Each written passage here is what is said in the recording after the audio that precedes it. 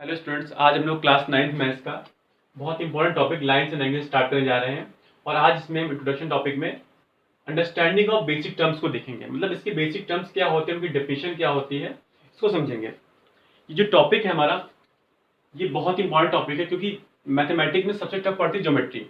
तो ज्योमेट्री की जो टफनेस है वो इसी वजह से हो जाती है क्योंकि जो बेसिक कॉन्सेप्ट होते हैं, बेसिक चैप्टर होते हैं, जैसे कि लाइन्स एंगल्स होता है, इनकी अंडरस्टैंडिंग हमें अच्छी से नहीं होती है। तो आज हम वहीं से स्टार्ट करते हैं। चलिए शुरू करते हैं।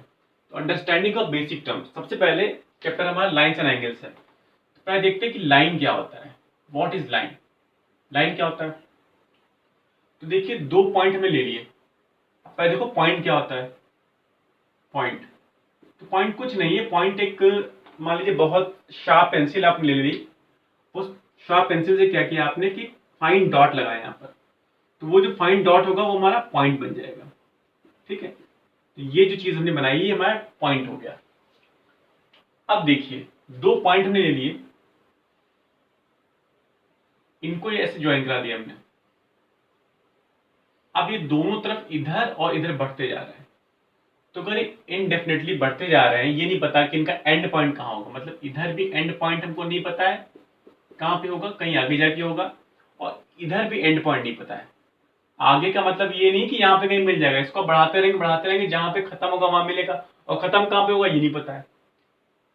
तो ऐसे set of collection of points, मतलब ऐसे पॉइंट, देखिए आप कई सारे पॉइंट आएंगे। ये पॉइंट आया, बीच में कई सारे पॉइंट आएंगे, इधर कई सारे पॉइंट आ रहे हैं। इन सारे पॉइंट्स हमने मिला दिया इनडेफिनेटली, तो ये हमारा बन गई लाइन। लाइन को दिखाने का जो नोटेशन है, तो ए बी लाइन अगर है तो ए बी में इस तरह से बना देंगे, है ना। एरो दोनों तरफ इसलिए बनाते हैं क्योंकि ये ना इधर खत्म हो रही है कहीं पर, ना इधर खत्म हो रही है। तो ये होती है लाइन। जनरली इसमें हम लोग ज्योमेट्री में इसको एल एम और एन टर्म से भी समझेंगे। कहीं पर इसको एल या एम या एन से भी इसकी नोटेशन की जाएगी। दूसरा हमारा टर्म आता है जो है वो रे है। अब रे में क्या होता है? रे में क्या होता है? रे में हमको एक एंड पता होता है, जैसे कि एक एंड हमको पता है और दूसरा एंड जो है हमको नहीं पता है, वो आगे बढ़ता चला जा रहा है। तो ये जैसे पी क्यू ने बना दिया यहाँ पर पी क्यू, तो पी क्यू जो होगी पी क्यू रे बन जाएगी। इधर एक तरफ एरो बना दीजिए और एक तरफ छोड़ दीजिए। इधर की तरफ एरो बनाते हैं, इधर एंड पॉइंट ले लेते हैं। थर्ड हमारा आता है लाइन सेगमेंट। अब लाइन सेगमेंट क्या होता है? लाइन सेगमेंट जो होता है, लाइन का एक छोटा सा हिस्सा, एक छोटा सा portion, it is a portion of a line. अब देखिए ए बी जो है इसका पोर्शन एक है। हमने एक लाइन बना ली, ऐसे ए बी बना ली, तो इसका ए बी पोर्शन ले लो या पी क्यू पोर्शन ले लो बीच में, तो ये हो जाएगा लाइन सेगमेंट। और लाइन सेगमेंट के ऊपर ऐसी एक लाइन छोटी सी बना देते हैं, मतलब सेगमेंट पार्ट में बना देते हैं इसको, तो ये हो जाएगा हमारा लाइन सेगमेंट। अब आगे बढ़ते हैं और आगे के डेफिनेशंस को देखते हैं। ये जितनी भी टर्म्स आपको यहाँ डिफाइन कर देंगे, इसके बाद हम लाइन्स तो आप समझ गए लाइन क्या होता है। इन टर्म्स को आप लोग एक कॉपी पेंसिल ले लीजिए, पेन ले लीजिए, उसको नोट कर लीजिए, क्योंकि बहुत सारे इंपॉर्टेंट ये पॉइंट्स है और आगे चल के आपको ये क्वेश्चन मिलने वाले हैं। तो वहां पर इनकी जो क्लैरिफिकेशन आपको होनी चाहिए। चलिए स्टार्ट करते हैं टॉपिक हमारा एंगल। एंगल क्या हो जाएगा? कोई भी दो रे हैं, मान लीजिए कोई पार्ट ने पी ले लिया, यहाँ पर पी से एक रे इधर स्टार्ट हो गई और एक इधर हो गई, तो ये चली गई आर को और ये चली गई क्यू को। तो ये जो बन जाएगा हमारा एक एंगल बन जाता है। कैसे एंगल बन जाएगा? तो दो रे अगर हैं, दो रे हैं, उनका सेम इनिशियल पॉइंट है, सेम इनिशियल पॉइंट। अभी हमने क्या देखा था? हमने देखा था कि रे में एक एंड पॉइंट पता होता है, जैसे कि हमको पी पता था। तो यहाँ पर दो रे हैं, पी क्यू और पी आर, दोनों का एक एंड पॉइंट सेम है। ठीक है, एक एंड पॉइंट दोनों का सेम है और दूसरी तरफ भी बढ़ती चली जा रही है। तो यहाँ पर जो एंड पॉइंट सेम है, ये हो जाएगा इसका सेम एंड पॉइंट, बोल लीजिए इसको, या बोल लीजिए इसका वर्टेक्स। वर्टेक्स भी बोल सकते हैं इसको। अब ये जो बना हमारा पी पे आ गया, तो इसको बोलेंगे आर पी क्यू या क्यू पी आर एंगल। इसको पढ़ेंगे एंगल क्यू पी आर, ये एंगल आर पी क्यू। तो एक्चुअली में ये दो लाइन या दो रेस का क्या होता है? ये इंक्लिनेशन होता है। ठीक है, मतलब इंक्लाइंड है तो किस इंक्लिनेशन कितना है, तो उसको मेजरमेंट करने के लिए हम एंगल टर्म का यूज करते हैं और उसको मेजर करते हैं डिग्री में। तो डिग्री क्या होता है इसको हम भी देखते हैं। ठीक है, अब देखिए जब हम पढ़ते हैं टाइप्स ऑफ एंगल्स के, एंगल जो हो सकता है, देखिए एंगल में एक ये बना लिया, एक ये बना लिया, एक ये बना लिया, तो पी क्यू आर से ये जो पी क्यू एम छोटा है और पी क्यू एल बड़ा है, तो कौन एंगल कितना बड़ा है कितना छोटा है ये जानने के लिए हमने इसको मेजर करना स्टार्ट किया। जब मेजर करेंगे तो उसको डिग्री मेजर करते हैं। डिग्री क्या होता है उसको हम देख लेते हैं। अब देखिए डिग्री क्या होता है, तो सबसे पहले देखिए यहाँ पर दो हम रे ले रहे हैं जिसका सेम इनिशियल पॉइंट है। एक हमने पी क्यू ले ली और एक हमने पी आर ले ली। पी क्यू पी आर ऐसे हैं कि दोनों एक दूसरे परपेंडिकुलर है। परपेंडिकुलर क्या होता है वो देख लीजिए। आप इस बोर्ड को देख रहे हैं, बोर्ड की जो ये वाली आर्म है, ये वाली आर्म इस वाली आर्म पे परपेंडिकुलर है, मतलब बिल्कुल सीधे ऐसे खड़ी हो, परपेंडिकुलर हो गई। तो परपेंडिकुलर को 90 डिग्री मान लिया गया और यहीं से मेजरमेंट स्टार्ट हो गया। तो इसके 90 अगर पार्ट्स किए जाए ऐसे ऐसे करके 90 पार्ट्स किए जाए तो उसका जो एक पार्ट होगा वो कहलाएगा 1 डिग्री और can be noted at this 1 degree हमारा हो गया। अब इसी बेसिस पे क्या होगा, एंगल्स कई सारे टाइप्स के हो जाएंगे। तो टाइप्स ऑफ एंगल देख लेते हैं। इन चीजों को आप नोट करते रहिए।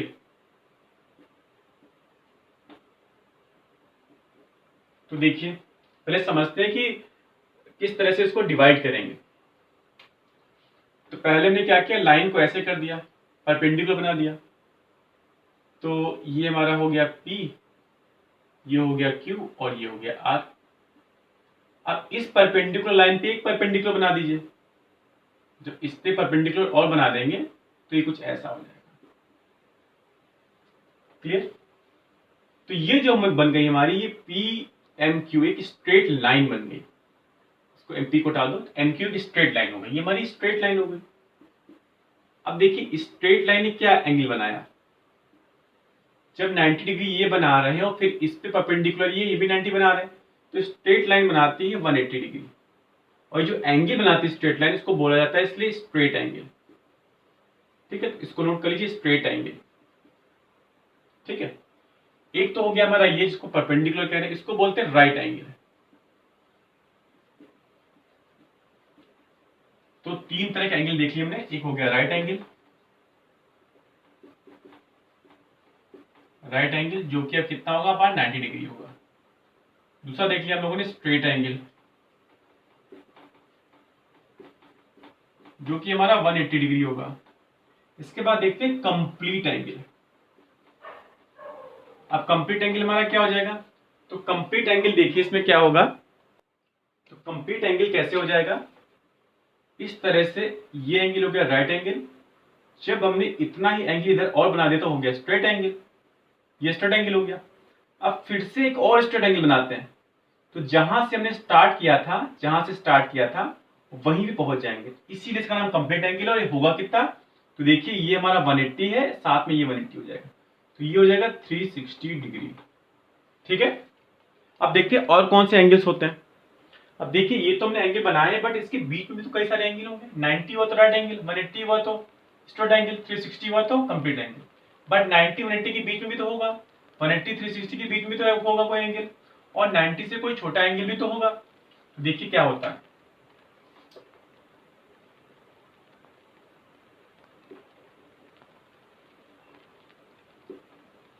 अगर 90 से छोटा होता है, मतलब इस वाले एंगल से इस वाले से छोटा होता है, यानी इतना कहीं होता है, तो ये जो एंगल बनेगा इसको बोलते हैं एक्यूट एंगल। एक्यूट एंगल, अगर एंगल हम x मान लें एंगल को, ठीक है, तो जो x होगा वो 0 से बड़ा होगा और 90 से स्मॉलर होगा। ठीक है, 0 से बड़ा होगा और 90 से, है ना। इसमें कौन कौन से आ जाएंगे, इसमें से हमारा आ गया 1 डिग्री, 5 डिग्री, 10 डिग्री, बहुत सारे 89 डिग्री तक सारे आ जाएंगे। 89.99 भी होगा तो वो एक्यूट एंगल होगा। बस 90 से कुछ भी छोटा हो, जरा सा भी छोटा हो एक्यूट, और 0 से थोड़ा भी बड़ा हो तो वो भी एक्यूट। इसके बाद 90 डिग्री क्या हो जाएगा, तो आपको पता है राइट एंगल हो गया। अब इसके बीच में तीसरे टाइप का एंगल, इसको बोलेंगे ऑब्ट्यूस एंगल। ऑब्ट्यूज क्या हो जाएगा, मतलब एंगल अगर x ले ले फिर से, तो 90 से बड़ा और 180 से स्मॉलर। तो कौन कौन से आ जाएंगे, तो आपका 91 डिग्री आ गया, 100 डिग्री आ गया, 110 आ गया, 179 डिग्री आ गया, बहुत सारे एंगल होंगे। 179.999 भी हमारा ऑब्ट्यूज एंगल ही होगा। फिर आ गया 180 पे स्ट्रेट, इसके बाद 180 से ग्रेटर, तो x 180 से ग्रेटर और 360 से स्मॉलर, तो इसको बोलेंगे रिफ्लेक्स एंगल। अब रिफ्लेक्स एंगल में कौन कौन से एंगल आ जाएंगे, तो आपका आ गया 181 डिग्री, 200 डिग्री, 230 डिग्री। अब यहाँ पे गैप क्या ब्रैकेट 90 डिग्री का नहीं, यहाँ पे 90 का था, यहाँ पे 90 का था, यहाँ 180 का ब्रैकेट है, तो 270 और 270 के बाद 300, 300 के बाद 355, बहुत सारे एंगल हमारे रिफ्लेक्स हो जाएंगे, बस 360 से छोटा हो, 180 से बड़ा हो। तो इतने टाइप्स के एंगल हो गए, इसको नोट करिए, फिर आगे करते हैं। अब इसके बाद हमारा आता है complementary angle and supplementary angle. तो देखते हैं कॉम्प्लीमेंट्री एंगल क्या होता है। कॉम्प्लीमेंट्री एंगल, तो देखिए complementary angle are those angle whose sum of measure those two angles whose sum of measures is 90 degree. अब देखिए क्या करना है इसमें, मान लीजिए हमने एक राइट एंगल बना लिया ऐसे। अब इसमें क्या है, एक लाइन आपने ड्रॉ की, चाहे वो लाइन आप यहां से ड्रॉ कर दीजिए, बस इनको दो पार्ट में डिवाइड करती हो, चाहे इधर से कर दीजिए, कहीं से, चाहे बीच में कर दीजिए, दो पार्ट में एंगल डिवाइड हो गया। एक एंगल का हिस्सा देखिए ये हो गया कि ये हो गया, तो दो तीन चीजें देखिए। अब ये जो एंगल हमारे हैं, ये मान लीजिए m जा रहा है, तो RPM, angle RPM and angle QPM, पहली चीज तो इनको बोलते हैं एडजेसेंट एंगल। इसको भी समझ लीजिए क्या होता है। एडजेसेंट एंगल वो होते हैं जिनमें आपको एक कॉमन आर्म मिलेगी, कॉमन आर्म मिल जाएगी, और एक कॉमन वर्टेक्स भी मिलेगा। कॉमन आर्म अगर नहीं जानते तो बता दें आपको, जैसे आपने कोई एंगल बनाया, तो ये जो हमारा कॉमन पॉइंट था, उसके इधर के दोनों OQ और OP, ये इसकी आर्म्स हो जाएंगे, एंगल के आर्म्स हो जाएंगे दोनों। तो यहां पर क्या है, देखिए कि ये जो एंगल हमारा है RPM एंगल है, इसमें PM आर्म है, और जो एंगल हमारा QPM है, इसमें भी PM आर्म है, तो कॉमन आर्म मिल गई हमको, साथ में एक वर्टेक्स भी कॉमन मिल गया। तो कॉमन आर्म और कॉमन वर्टेक्स होता है, तो इन्हें बोलते हैं एडजेसेंट एंगल। अब देखिए यहाँ पर देखिए जो एडजेसेंट एंगल है हमारे, उनका जो सम ऑफ मेजर है पर्टिकुलर केस के 90 डिग्री हो जाए, तो 90 डिग्री होता है, तो उनको बोलेंगे कॉम्प्लीमेंट्री एंगल। अब कौन कौन से हो सकते हैं, यहाँ पर दो ही एंगल्स होंगे, ठीक है, याद रखिएगा। जैसे 45 हो गया, ठीक है, 60-30 हो गया, ये भी ठीक है, 89 और 1 डिग्री हो गया, ये भी ठीक है। तो इस तरह के बहुत सारे पेयर्स हमारे बन जाएंगे। अच्छा बताइए 43 डिग्री का कॉम्प्लीमेंट्री क्या हो जाएगा, जल्दी से। तो कॉम्प्लीमेंट्री निकालना तो सीधा क्या करेंगे, सब 90 है, इसका मतलब दूसरा एंगल अगर निकालना हो तो पहले वाले को 90 से माइनस कर दो, तो 43 47 सम कर लो, इसका 90 डिग्री आ जाएगा।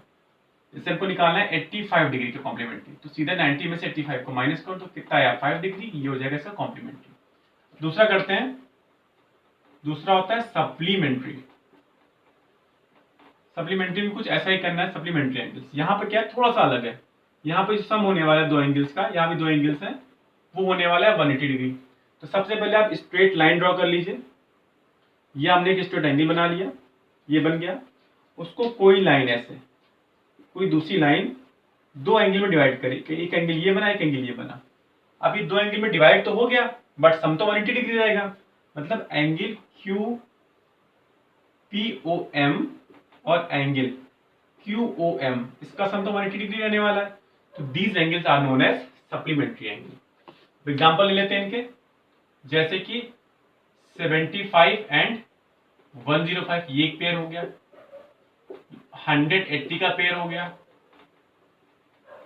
150 और 30 का पेयर हो गया, 1 डिग्री और 179 डिग्री का पेयर हो गया। तो बहुत सारे पेयर से बन सकते हैं, बस आपको इतना ध्यान रखना है कि सम उसका 180 डिग्री होना चाहिए। अच्छा, एक एंगल हमको दे दिया जाए 25 डिग्री, दूसरा एंगल क्या होगा इसका, सप्लीमेंट्री एंगल क्या होगा इसका, तो सीधा है 180 से यहाँ माइनस कर दो, यहाँ 90 किया था, यहाँ 180 से कर दो, कितना आ जाएगा 155, तो 155 इसका सप्लीमेंट्री एंगल हो जाएगा। इसको नोट करिए, फिर आगे बढ़ते हैं।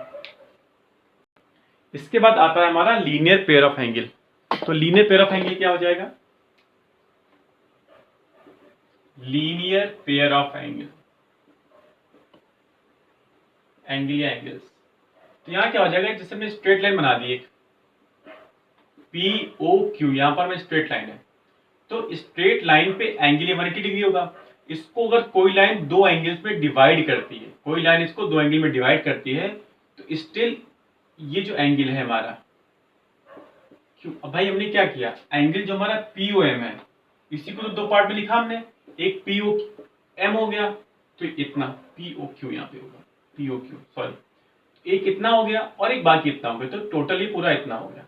तो POQ हो जाएगा POM प्लस QOM या MOQ। तो ये